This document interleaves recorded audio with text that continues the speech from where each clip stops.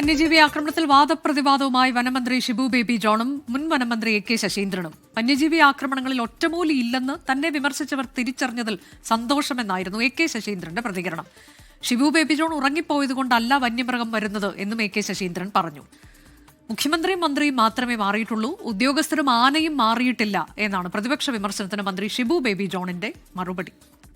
Shibu baby John ഉറങ്ങിപ്പോയത് കൊണ്ടല്ല, ഉണർന്നിരിക്കുമ്പോൾ തന്നെയാണ് വന്യമൃഗങ്ങൾ വരുന്നതെന്ന് എന്നെപ്പറ്റി പറഞ്ഞവരാരോഗ്യമാണ്. ഷിബു ബേബി ജോണിനെ പറ്റി ഞാൻ എന്നെ പറയില്ല. കാരണം അദ്ദേഹം വന്നേ ഉള്ളൂ. അദ്ദേഹം പ്രശ്നങ്ങൾക്ക് ആഴത്തിൽ പഠിച്ച് പരിഹാരം കാണാൻ ശ്രമിക്കുന്ന ഒരു നല്ല മിടുക്കനായ മന്ത്രിയാവട്ടെ. അതിനേക്കാൾ ഉപരി മലയോര മേഖലയിലെ കർഷകർക്ക് ജീവനും സ്വത്തിനും ഭയപ്പാടില്ലാതെ ജീവിക്കാനുള്ള സാഹചര്യം ഒരുക്കട്ടെ. ചില പത്രപ്രവർത്തകരല്ല, എന്നെ പ്രതിക്കൂട്ടിൽ കയറ്റി നിർത്തിയവർ അങ്ങനെ വേണമോ എന്ന് നിങ്ങളിപ്പോൾ സംശയിച്ചതുപോലെ അവരിൽ തന്നെ സംശയം ഉണ്ടായാൽ സ്വാഗതമാണ്. ഈ ഗവൺമെന്റ് അധികാരത്തിൽ കയറിയിട്ട് 3 ആഴ്ച തികയാണ്. 22-22 ദിവസമാണ്. ആകെ മുഖ്യമന്ത്രിയും മന്ത്രിമാരും മാറിയെന്നേ ഉള്ളൂ. ഉദ്യോഗസ്ഥർ പോലും പഴയതാണ്.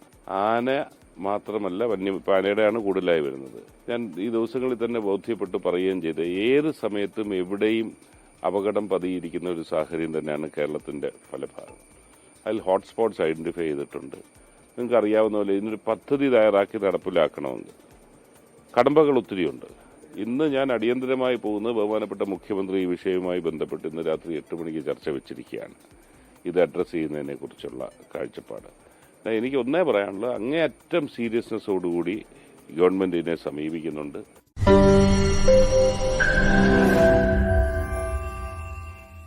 ലോകത്തെവിടെയായാലും ഏത് സമയത്തും 24 വാർത്തകളും ഓഗ്മെന്റഡ് റിയാലിറ്റി പാക്കേജുകളും എക്സ്പ്ലെയിനറുകളും വിശദമായി കാണാൻ ഞങ്ങളുടെ യൂട്യൂബ് ചാനൽ നിങ്ങൾക്ക് സബ്സ്ക്രൈബ് ചെയ്യാം.